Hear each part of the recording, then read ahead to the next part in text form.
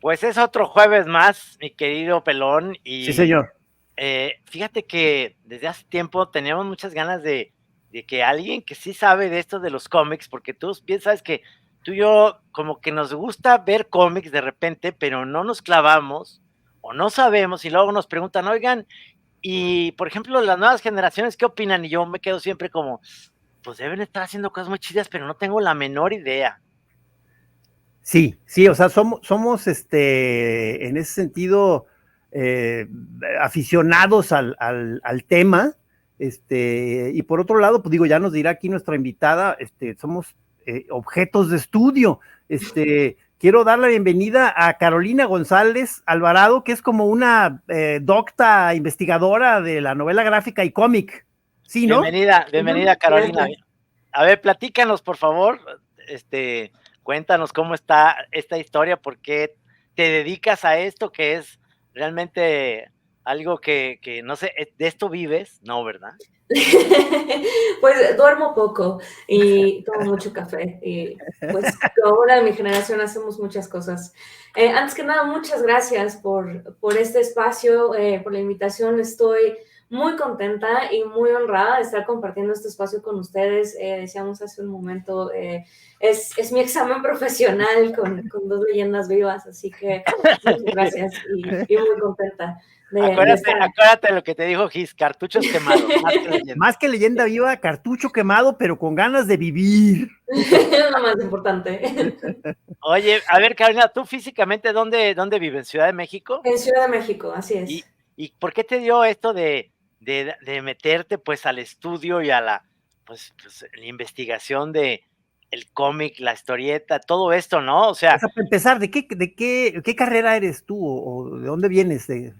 Pues un poco como dice un muy buen amigo, tengo una formación un tanto anfibia Ajá. porque tengo un pie en literatura y un pie en artes visuales, o más bien en fotografía. Estudié literatura en la licenciatura, estudié fotografía también y tuve oportunidad de hacer estudios en la Universidad de Glasgow, en Escocia, en la Universidad de Almería, en España, y todo estuvo enfocado justo a narrativa gráfica y a text image studies. Pero ¿cómo Entonces, estuvo? O sea, ¿en qué momento empezó el virus del cómic a introducirse ahí en tu ser? O sea, ¿cómo estuvo?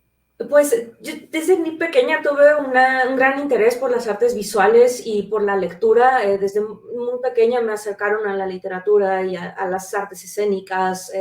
Mis salidas favoritas eran museos. Entonces, desde allí tuve un gran interés en manifestaciones artísticas que conjugaran palabra e imagen.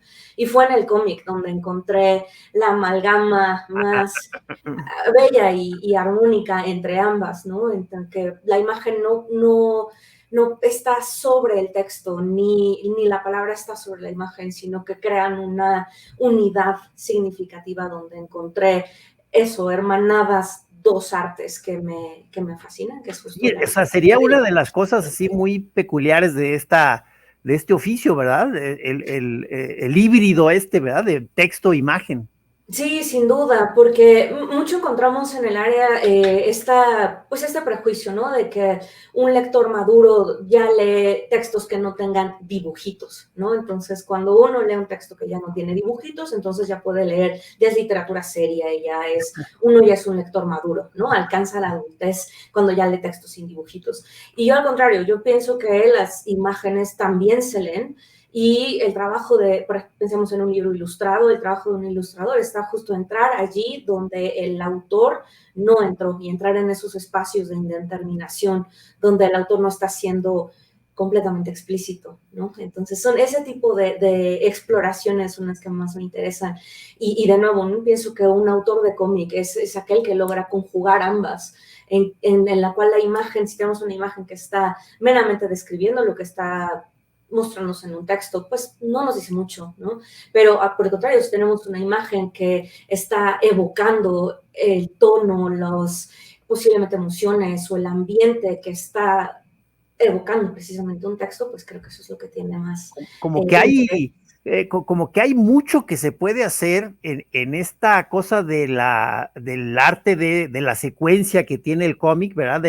De la viñeta a la viñeta a la viñeta, narrando algo. O sea, en ese puro hecho se pueden hacer muchas cosas distintas, ¿verdad? Con ese, digamos, estructura.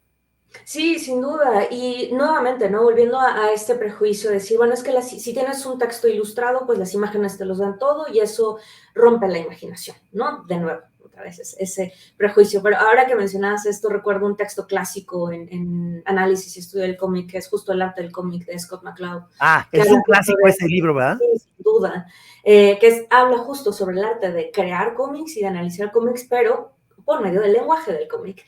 Entonces, algo que se me hace muy interesante justo en ese lenguaje que habla de closure, que es esa distancia que hay entre viñeta y viñeta. Ajá. Y uno de los aspectos que más exploran esto es cómo el tiempo está representado a través del espacio y de qué manera la ubicación de los paneles, ya sea en una página o incluso en una tira, va a determinar el ritmo narrativo y va a también representar el tiempo, pero eso a través de la representación visual y el uso también del espacio visual en la página. Pienso en un autor contemporáneo, Chris Ware. No, pues uno de los genios. Sí, sin duda, ¿no? Es prácticamente un arquitecto de la imagen. Está muy grueso. Sí. Recuerdo en una de las clases les mostraba una página a los estudiantes y decía, bueno, ¿cómo leemos esto, no? Entonces, al principio, el primer golpe de vista es como, pues, ¿qué estoy viendo? ¿Estoy viendo una casa? Pero no, es una casa que tiene, sí, múltiples, visualmente podríamos decir, claro, a nivel descriptivo es una casa, pero la casa tiene múltiples entradas y salidas y cada espacio de la casa está representando un tiempo distinto, una época diferente y un momento o una circunstancia vital distinta del personaje protagonista. Y bueno, ya, pero te fuiste ya de entrada con uno de los más gruesos narradores visuales, ¿no? O sea, es hasta a rato suena como hasta una empresa imposible lo que está haciendo ese señor, ¿no? Como una especie de catedral abstracta del arte de las secuencias, ¿verdad? Estábamos platicando el otro día precisamente de Chris Ware, cómo nos impresiona lo prolífico que es y lo increíblemente detallista de todo, y tenemos la teoría de que debe tener un equipo, o ¿sabes tú eso, Carolina? ¿O es él? Creo realmente sí. Ya en una locura total de alguien que no debe tener una vida social para nada. Vive encerrado en un calabozo y le pasan comida por abajo de la puerta. Esa es nuestra teoría. Pues tengo entendido que sí es él, porque sé que él es dibujante y guionista también. Ajá. Probablemente pienso, no lo sé, genuinamente no tengo certeza de ello. Quizá tenga un equipo que ayude sobre todo en la parte de, a lo mejor un equipo que le ayude con el color y con toda la parte del lettering, pero yo me acuerdo, perdón, yo me acuerdo del caso de Trino cuando le descubrió a Chris Ware. O sea, tuviste, ¿verdad? Un momento como de azoro absoluto, entre otras cosas, con el uso del color, ¿verdad? Sí, que hasta quisiste de alguna manera que te influenciara. La paleta del color me parece increíble de sus tiras, porque obviamente todo se ve que es como al norte de Estados Unidos donde él vive, seguramente cerquita de donde vive Stephen King, y muchas de las escenas son otoñales, son grises, son colores que me empezaron a así como que a vibrar, muy bonito, como tiene ya su estilo y su paleta de color muy definida. Sí, completamente. E incluso el tipo de formato en el que publica. Estoy pensando, por ejemplo, en Jimmy Corrigan, The Smartest Kids on Earth, que el propio formato es un formato horizontal, grueso, y es un juego también visual, un juego de lectura, porque no es la lectura, pongamos, tradicional de derecha a izquierda y 3 viñetas y 4, sino hay que manipular el libro, de pronto hay que voltearlo, hay que girar la página.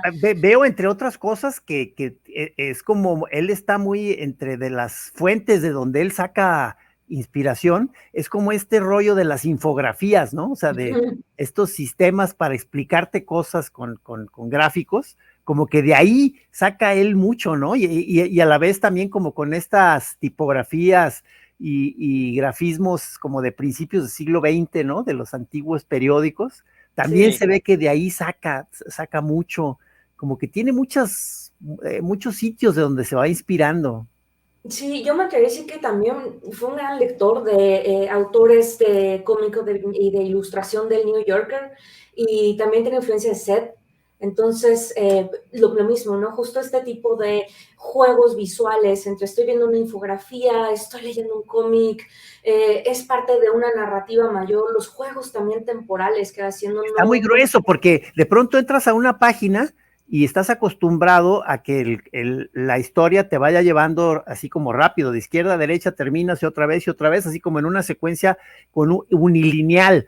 Pero él como que de pronto te das cuenta que así no va a ser, sino que te tienes que estacionar y empezar tú mismo a buscar tus caminos adentro de la página, porque a veces está narrando un solo, por así decir, momento temporal, y todos los tiempos que hay adentro de un solo momento. O sea, es asombroso. O sea, Sí. si esto sirve para que alguien que no ubica a Chris Ware, esto le esté llamando la atención para que lo vaya a buscar, ya habremos cumplido nuestra misión.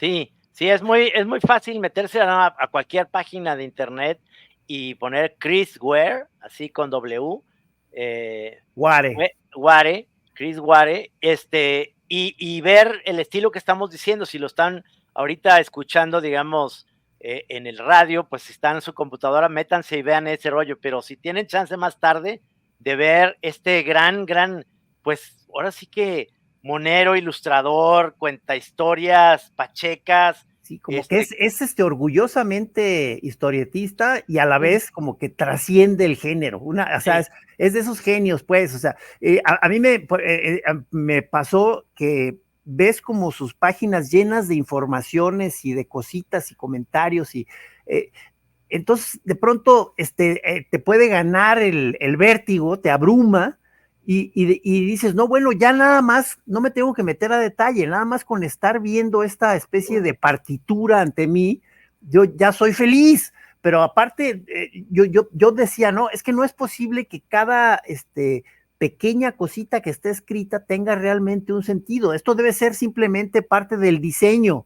Pero no, si agarra uno una lupa y te vas a ese pequeño texto, todo está teniendo un sentido. O sea, es abrumador. O sea. Sí, Exacto. sin duda. Y creo que no se puede detener precisamente en una sola página a leer con detalle cada uno de los recuadros, de los colores de la ropa, de las palabras, de los objetos, Sí. porque incluso los objetos van a tener un significado posterior en la historia y van a volver a aparecer. Sí. Y lo interesante es que no es el mismo objeto, es decir, sí es el mismo objeto, pero se observa en ese objeto el paso del tiempo. Entonces, vemos el objeto en una determinada fecha y después vamos a ver ese objeto 10 años después y se está representando en ese mismo objeto el paso del tiempo. Entonces ya está desgastado, ya está descolorido y ya tiene además toda la carga simbólica que adquirió a lo largo de la historia. Entonces sí, sin duda, Chris Ware es uno de los autores contemporáneos más interesantes y que sin duda vale mucho la pena. Lo único malo es que es de esas especies como de talentos sobrehumanos que a más de uno que andamos todavía como queriendo mejorar nuestro oficio, puede ser o sea, si no anda uno bien parado, puede ser un golpe demoledor, ¿no? Entonces tú ves eso y dices, no, bueno, ¿sabes qué? Mejor me voy a dedicar a la venta de seguros, ya, o sea, no. O sea, Sí, es exactamente eso, Carolina. Tú decías algo muy importante al principio, dices, casi arquitecto, y lo veo como con un background realmente de un arquitecto en la precisión del uso de todas las casitas, edificios, ventanitas, lamparitas, detalles de los cables, no pierde nada. Él podría ser realmente un gran, o sea, debe ser muy obsesivo, compulsivo, o sea, debe tener algo ahí. ¡Está enfermo! Sí, ¡Está enfermo! Que lo hace ver eso. Pero digo, para saltarnos y tener un poquito la idea de Chris Ware, que Gis me está platicando, que de repente hay una chava que ahorita tiene ya un segundo libro, que me dijiste, Gis, que Chris Ware comentaba que era ella así como la... Asombroso lo que estaba haciendo. ¿Sí lo has visto? La de ¿cómo se llama? Everything I Like is Monsters. O, sí. algo Ay, así.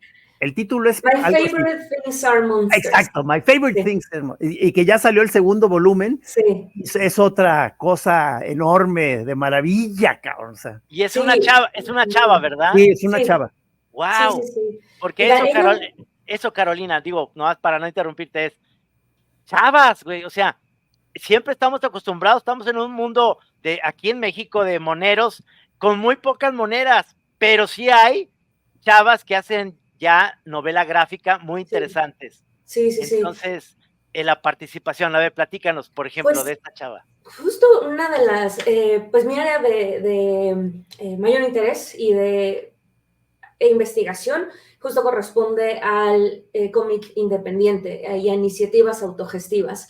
Y sin duda las autoras, me atrevería a decir que son las que están presentando propuestas sumamente disruptivas, arriesgadas y sobre todo presentando distintas formas de entender lo femenino y aquello a lo que le llamamos mujer. Por poner un ejemplo de ello, está la autora mexicana Yuri Peña. Ella tiene es una autora además prolífica, es una autora ya con un nombre y tiene una serie que se llama Art Morras. Inició muy simbólicamente un día 9 de marzo y empezó a publicarse en sus redes sociales, en Instagram. Y Arto Morras narra, cito, voy a parafraseando más bien, la historia de dos morras que estudian arte por decisión propia en el tercer mundo. Y justo narra la historia de Andrea y Joali, que son dos chicas que estudian arte en México.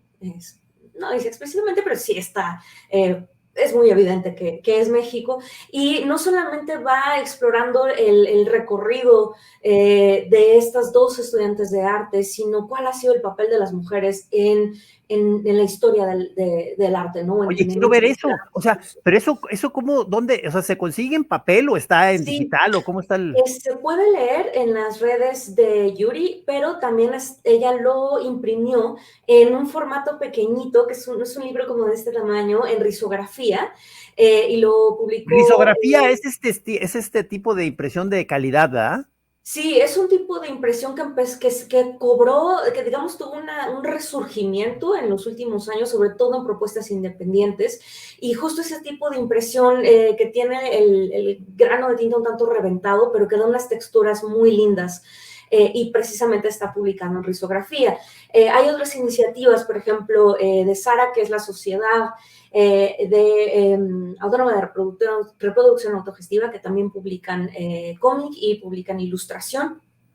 Oye, pero ¿cómo le hacen? ¿Cómo le hacen para sobrevivir? Ahorita que hablas de las publicaciones autogestivas, se me hace verdaderamente increíble y a la vez me entra como la impresión de cómo le hacen, o sea, ¿cómo le hacen para financiar eso? Pues sin duda, una de las cosas que distingue a los autores de estas nuevas generaciones de cómic mexicano y me atrevería a decir también de cómic latinoamericano, responde a que son autores que son también editores, que son también distribuidores, que son impresores. Entonces, en una misma figura están todas las figuras Wow. contenidas. Entonces, depende el autor o la autora, pero en algunos casos se inician campañas de Kickstarter, donde dado que hay una relación muy horizontal entre los lectores o seguidores de los autores, Ajá. esto permite pues creación de campañas de financiamiento para la impresión de la obra. Y hay, por supuesto, distintos paquetes, ¿no? Entonces, en función del apoyo que sea el autor crea esta, digamos, relación horizontal, pero también de intercambio. Entonces, una de las opciones es esa. Otra es que muchos de estos movimientos de cómic autogestivo también tienen sus propios festivales y se publican, se distribuyen también stickers, impresiones.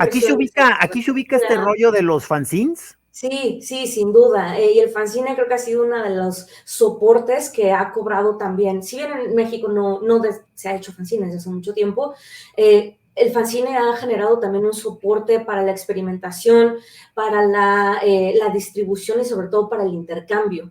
Entonces, los autores, mucho lo que se suele hacer en estas comunidades es eso, ¿no? Intercambiar los fanzines y generar estrategias que permitan la divulgación de estos.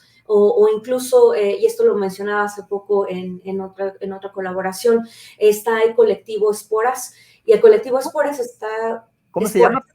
Esporas. Esporas. El Okay. colectivo Esporas. Ya.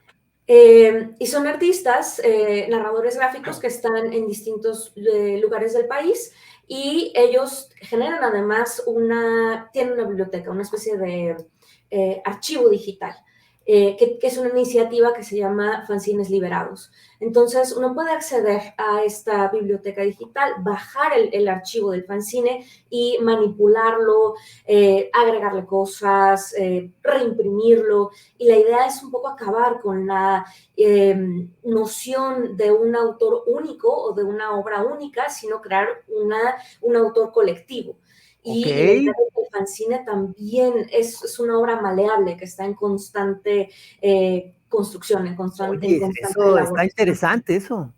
Sí, y sin duda una de las cosas que también le da un gran valor es la idea de que el fanzine se puede compartir, se debe reimprimir, y en esta relación de compartir es crear comunidades a través de el fanzine, ¿no? Entonces... Oye, me suena muy bien, o sea, y esto como que otra vez me regresa a esa cosa que según yo tiene el oficio del cómic, que puede ser realmente muy personal, o sea, a diferencia de, por ejemplo, digo, para irme al otro extremo, el cine o la televisión, que necesitas mucha lana, necesitas un equipo de gente grande trabajando, logrando ponerse de acuerdo, digo, en el cómic puedes estar tú en tu escritorio y hacer tu historia, eso es muy bonito, es como muy democrático, ¿no? O sea, sí, y una de las cosas también, volviendo al fanzine, es que dado el tipo de formato que es y del medio que es, pues encontramos fanzines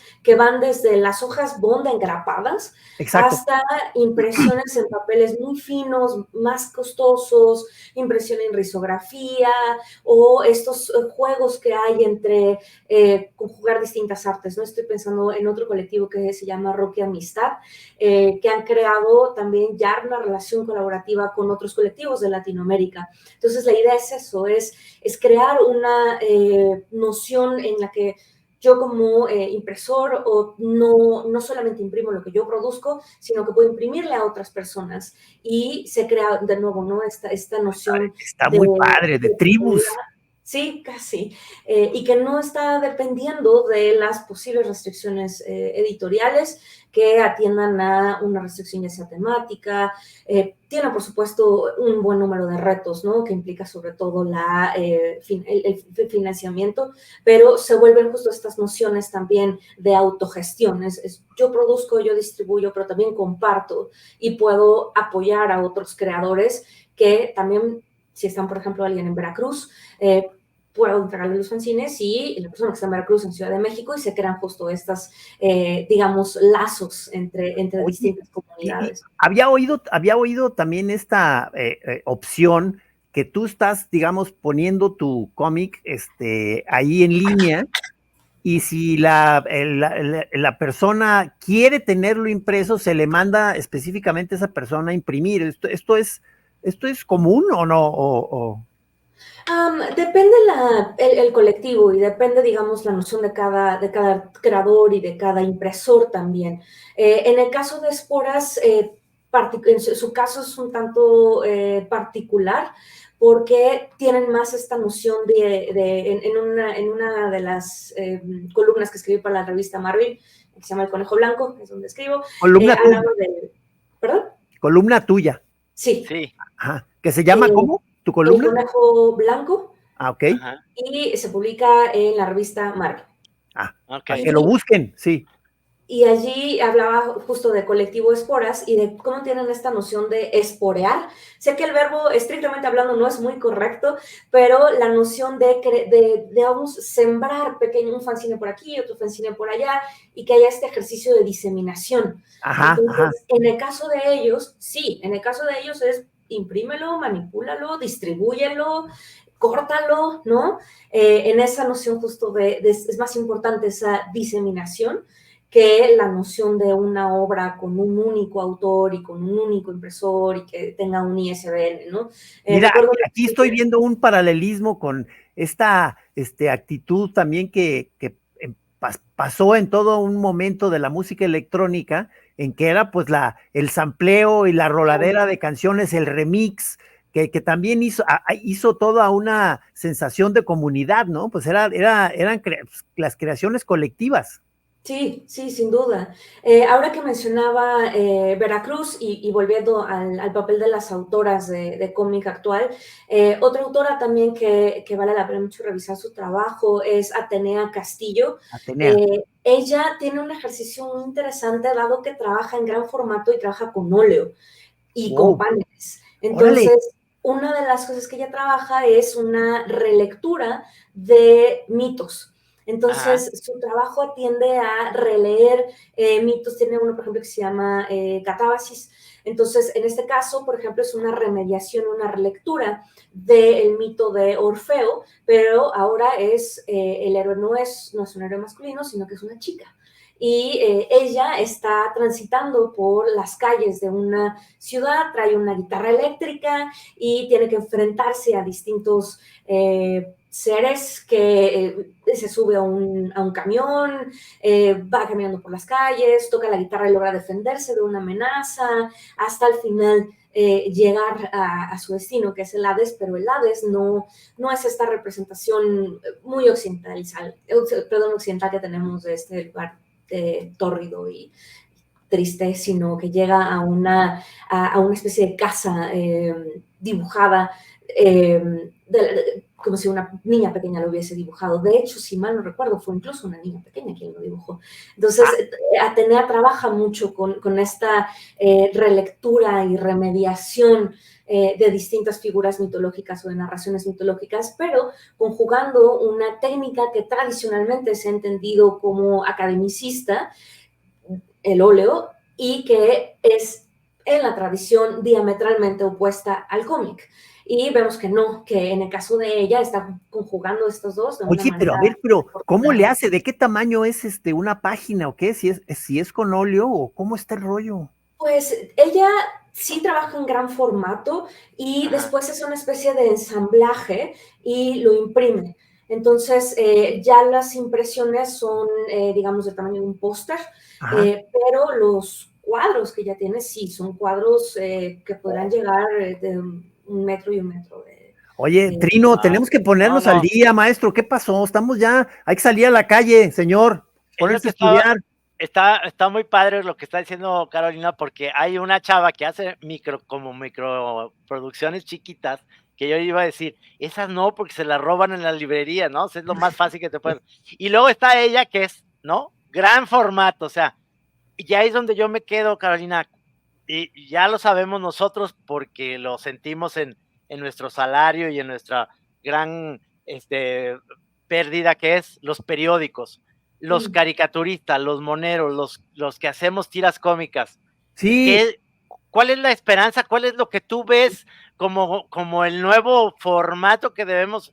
Yo todavía estoy como agarradito de lo último que hay, que es el periódico esto, bueno, y todo lo que es editorial. Carolina, ¿qué podemos hacer? Ayúdanos.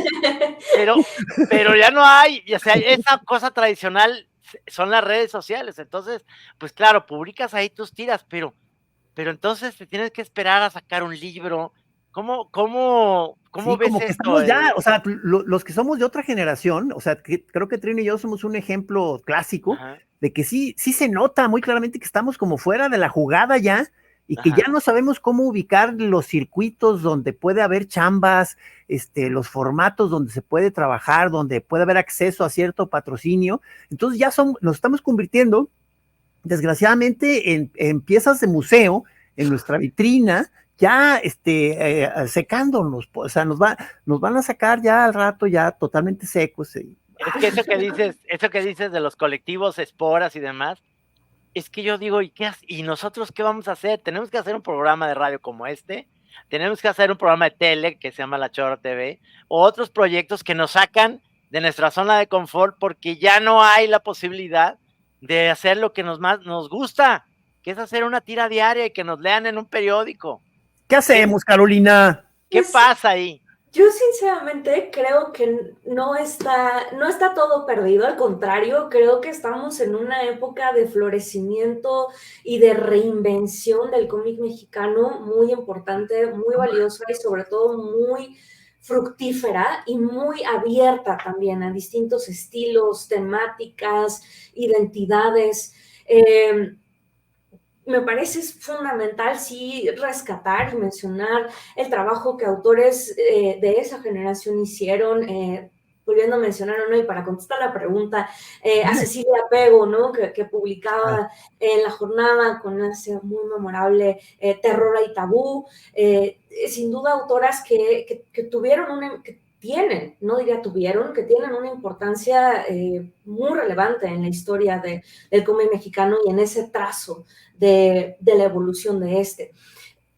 Volviendo a lo de la tira y a qué se está publicando ahora y sobre todo el formato físico, llama mucho la atención que sí, sin duda las redes sociales y los formatos digitales tienen una gran importancia y una gran relevancia en la difusión de ideas, en la propagación de autores que no tienen, pongamos, un contrato con una gran editorial, pero que sí han difundido su trabajo a través de redes sociales, sobre todo Instagram, que es finalmente una plataforma muy visual.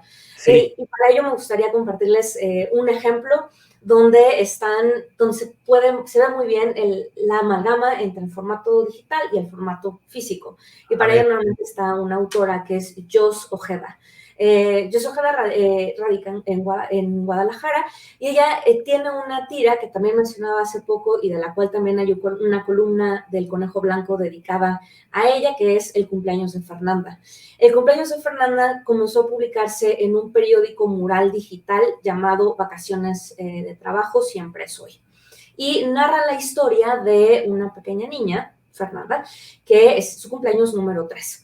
Y la historia se narra en pequeños paneles cuadrados, formato Instagram, y la historia se va leyendo a medida que nos deslizamos a través de las publicaciones de Instagram. Ajá. Y vamos a ver a Fernanda desde la misa de 3 años de presentación y va a culminar la historia, no sabemos cuándo, esperamos que tenga una larga vida, hasta que se parte el pastel. Entonces, un poquito una remediación, una relectura de Esperando a Godot, solo que en este caso, Godot es un pastel de cumpleaños. Y lo que estamos viendo es una crítica interesante sobre los roles sociales, sobre el papel de una niña, sobre lo incómodo que es que en la infancia te llenen de besos que no quieres y de abrazos. Oye, pero ¿y qué tipo de estilo tiene? ¿Cómo es la línea de esta autora? Jos trabaja, pues es una gran dibujante, trabaja con línea clara, está muy influida por Tantan, o bueno, Tintín. Ok, como limpia, como línea limpia. Sí, y es una gran lectora de manga también, y lo interesante de esto es que el tipo de formato en el que trabaja Jos Ojeda permite una lectura muy cómoda en Instagram, en estos recuadros, pero también es muy cómoda para el formato impreso. Tiene otra serie también que se llama Lutino, que lo mismo se puede leer con las publicaciones en Instagram, pero también tiene ese tipo de estructura bien puede leerse en el formato nuevamente impreso. Lo mismo con Art Morras, que mencionaba hace un momento de Yuri Peña. Y algo interesante también es que muchos de estos autores, si bien tienen la obra publicada en formato digital, muchos de ellos buscan también la impresión en formato físico. Sigue siendo chido imprimir, ¿verdad? Sí, sin duda. Yo, también volviendo al fanzine, parte de tener el fanzine en formato físico es también este regreso al objeto único, porque suelen ser tirajes muy pequeñitos, de 100 ejemplares, sí, 200 sí. Máximo. Entonces, pues uno anda ahí en las ferias de cómic independiente. Oye, me imagino que tú eres buena coleccionista, ¿verdad? Pues trato, sí. Tienes cara de que sí, sí. Medio obsesa. Sí, la verdad es que sí, un poquito, mucho. Sí, la verdad es que sí, ya no, creo que no pueden negar lo que la cara dice. Sí, soy bastante obsesivita. Pero tú tienes la disculpa que dices, pues es mi chamba, déjenme en paz. Sí, pero a este cuarto no entren, porque aquí están todas mis cajas, y, o sea, por favor. Sí, de hecho, pues bueno, tengo ahora el filtro acá porque todo esto que se ve atrás desordenado son torres de fanzines y papel Bien, aquí en el escritorio. Eh, bien. entonces, creo que no está todo perdido. Creo que el formato físico sigue siendo todavía un formato al que recurrimos, al que añoramos y que además, insisto, esta idea de tocar el papel, el regresar a la risografía, es también esto, ese tipo de impresión solamente podemos apreciarlo y, digamos, sentirlo en un formato impreso, Oye, ¿no? pero, y Entonces, por otro lado, ya también digamos, lo práctico y la delicia que puede tener también algo muy bien hecho en pantalla, también es notable, ¿no? O sea, me imagino que también puedes disfrutar ahí en tu tablet unos cómics poca madre, ¿no? Porque hasta brilla, ¿no? sí, aquí hay algo interesante y que tiene que ver mucho con la evolución también del cómic como medio y como lenguaje, porque tenemos desde la, digamos, versión más sencilla, ¿no? Pensamos y no con esto quiero demeritar el trabajo que se ha realizado por décadas en grandes casas, casas impresoras como DC o Marvel, pero allí lo que vemos en un formato digital, pues eso, ¿no? Se lee toda la página en la tableta o en la computadora y no hay mayor exploración, ¿no? O sea, lo más que podemos hacer es tocar 2 veces una viñeta y la viñeta se amplía y nada más. Pero creo que el tipo de ejercicios que han hecho otros autores en formatos digitales, que han más bien experimentado con todas las posibilidades que se pueden hacer en el lenguaje del cómic, pero en un formato digital, y que tiene que ver ya con animar algunos elementos de Ah, cada viñeta, claro, con sí, sí. añadir música, con añadir elementos sonoros, Eso entonces está ya tenemos chido, eso ahí, está chido. claro, un híbrido entre animación, entre mediometraje, entre cómic, entonces, bueno, estamos viendo ahí algo que no es el cómic, digamos, escaneado, ¿no? Y que podemos leer en la pantalla, sino ya ver, bueno, qué otro tipo de experimentos y de juegos nos permite una herramienta digital en el formato del cómic, ¿no? E incluso dinámicas también, estos autores también hacen esto, que tienen una serie de continuidad que publican en Instagram y después hay juegos con los lectores, en sí, ok, ¿qué quieren que pase ahora, no? ¿Quieren que el personaje se vaya por este camino o que se Ah, vaya por claro, este otro? de opciones. Claro, entonces Sí, ya el propio lector decide, bueno, quiero que tome esto, ¿no? Que la decisión sea esta. Y también pensando en aplicaciones en Webtoon, que es el Canvas Infinito, ¿no? Que ya es un sí. cómic que está pensado para leerse en el celular. Entonces, tenemos este scrolling que se hace de abajo hacia arriba y Ajá. la historia está pensado en narrarse así, como un Canvas infinito, y para eso leerse exclusivamente en el celular y nuevamente con episodios autoconclusivos en series de continuidad. Yo tengo una gran esperanza porque acabo de ver esta semana, me decía Erasmo, otro que es también monero, que esa colección la tengo yo en libro, pero la quiero comprar aquí ahora porque ya en los puestos de periódicos, esos lugares que eran un oasis, que ahora ya es como algo que ya ni ves en la calle, porque ya te venden más bien frituras o Sí. cosas Qué así. padres eran las revisterías y los puestos de Sí. periódicos. Ah, bueno, esta semana o la semana antepasada salió por Salvat en fascículos todas las tiras cómicas de Flash Gordon. Ándale. Entonces, Salvat las está vendiendo, están muy bien impresas y a un precio muy accesible. Y entonces yo digo, quiero ir a un puesto de periódicos, nada más, o sea, aunque ya la tengo la colección pero no está nada mal lo que sacó Salvat, como para ir coleccionando como no sé, como que me gustaría que Chema, mi hijo que tiene 17 años, decirle, oye, ¿te interesa? Bueno, la próxima te vas a Chapala y ahí en el puesto de periódico lo compras Pero para ver viene si hay pero el formato es como un librito o qué, o qué. como un librito, y están los puestos de periódicos.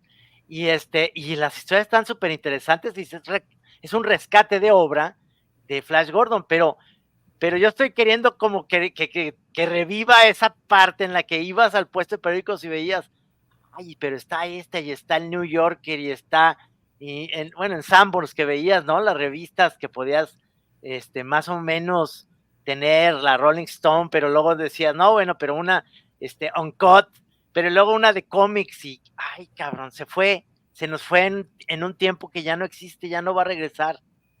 Pues en el caso creo que de Samus lo que encontramos es mucho manga. Y eso sí, el manga me llama mucho la atención, que persiste mucho el formato físico. Debo confesar que también tengo una vena otaku y esto está ¿Sí? tener los fanzines, perdón, los mangas impresos, los volúmenes impresos, y estar un poco explorando e indagando por el número que falta y completar toda la serie. Oye, Pues pero no son deja de ser. enormes, ¿verdad? O sea, Sí, el hay series manga que es son un rollo grandísimas. de historias infinitas, ¿verdad? Sí, sí, sin duda. Y esto persiste, sobre todo en las convenciones de cómic más grandes, se busca mucho el formato impreso de manga.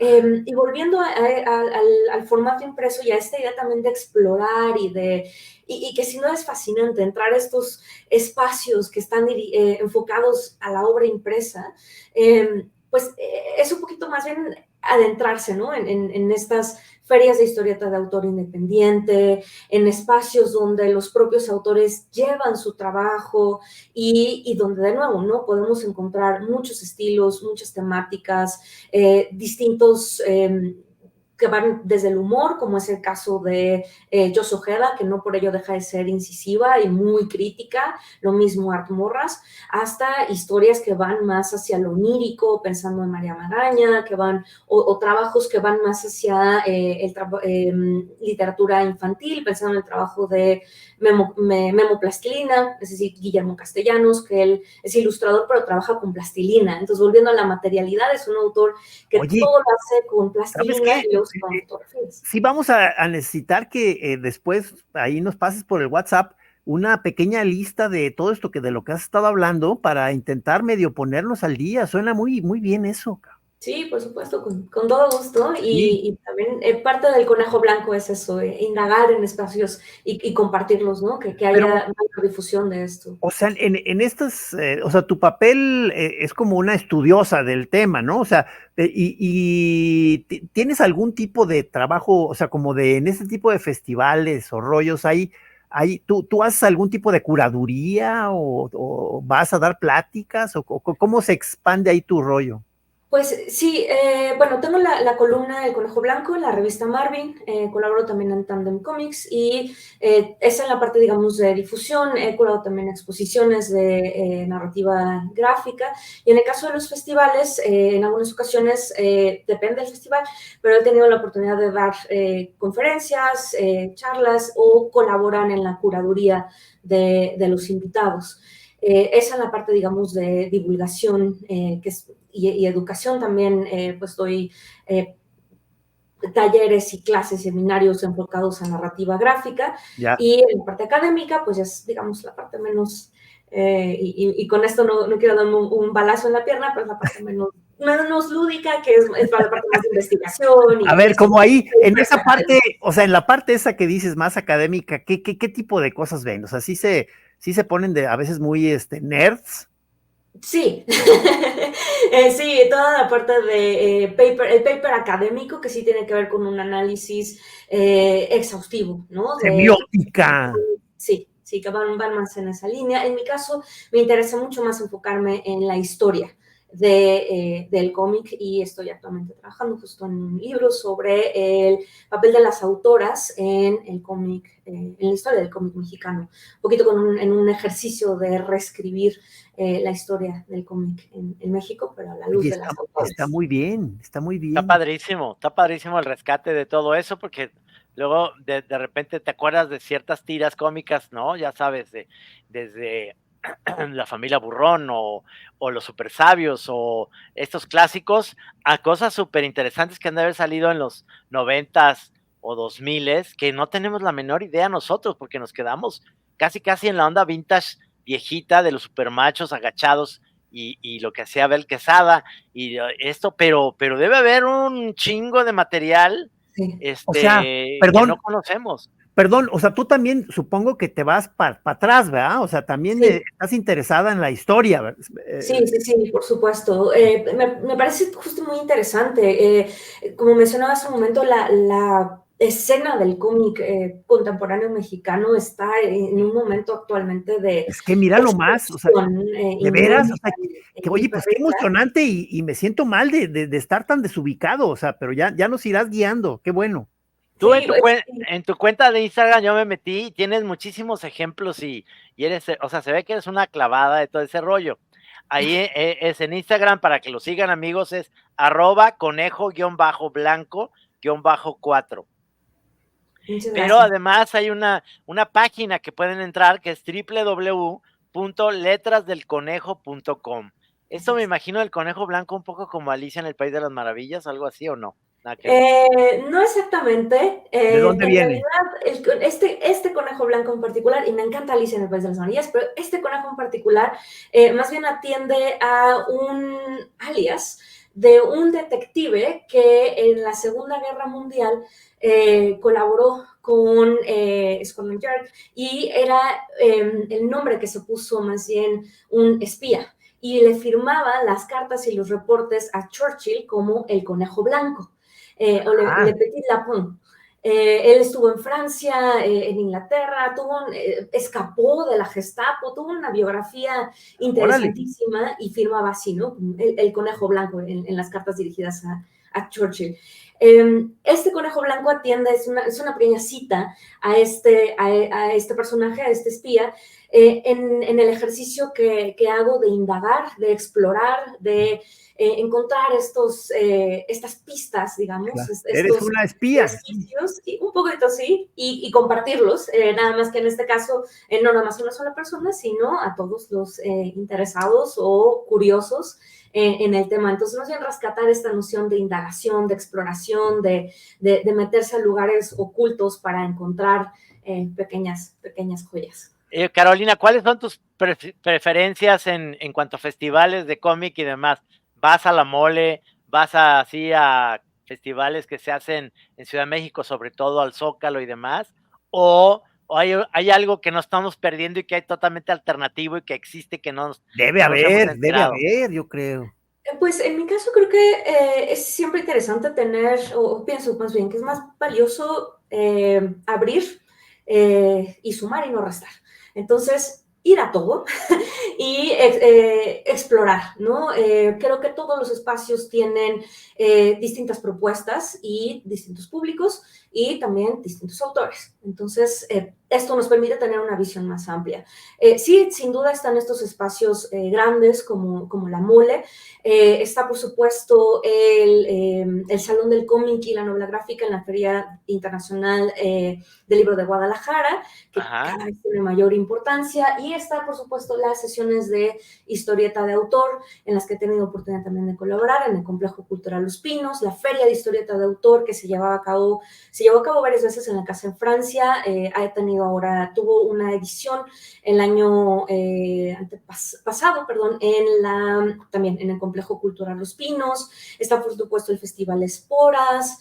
Están otro tipo de festivales independientes que justo organizan estos autores que mencionaba anteriormente y que nos permiten justo acercarnos a este otro tipo de narrativa gráfica independiente, autogestiva, arriesgada, experimental, y donde podemos encontrar estas nuevas cosas. Suena muy interesante. Buenísimo, Carolina, se nos fue el tiempo, ya estamos a punto de cerrar, pero qué padre que te dedicas a eso. Obviamente llegó la invitación para que te invitáramos al programa. Yo estaba muy emocionado por conocerte porque muy pocas veces tenemos en el programa algo que sí nos apasiona.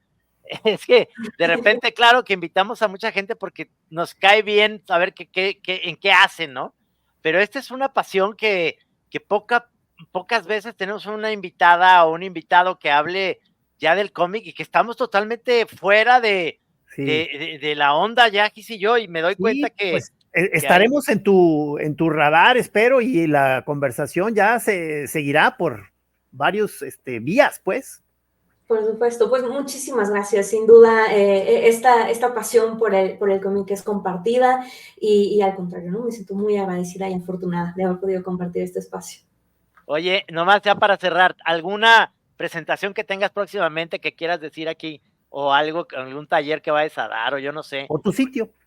Pues por ahora va a salir en las próximas semanas, ya en octubre, la nueva columna del Conejo Blanco en la revista Marvin, en su edición digital. Y pues nuevamente la invitación a, si tienen interés en seguirme en mis redes, ya lo compartí en hace momentos, Conejo-Blanco-4, tiene un nombre larguísimo, pero ahí normalmente suelo compartir los próximos eventos, talleres, conferencias y pues todo lo que sale por ahí. No, pues muchas felicidades por tu rollo. Aquí estoy, miren, aquí tenía abajo de mí a Chris Ware. Sí, sí. Obviamente, esos libros que son catedrales. Súper caros, ¿no? Sí, pero qué maravilla. Sí, Muchas sí. gracias. Muchas gracias, Carolina. Por tu tiempo y gracias por estar aquí en La Chora. Y amigos, pues gracias en la producción, como siempre, Gabo Casillas, en la grabación, en los controles también a Guara, a nuestro querido Guara, y señor Pelón, pues una pues, maravilla, hacer más cómics. Sí. Un placer y darnos cuenta que es un arte que sigue vivo. Por favor, choreros, cada que nos oigan decir a Trino y a mí que el cómic ya murió, por favor, ignórenos y vuélvanos a regresar a nuestra vitrina y pónganos ahí un poco de alimento y ya, y salúdenos. Gracias. Adiós. Gracias, Carolina González Alvarado, por estar en el programa. Gracias. Muchas gracias.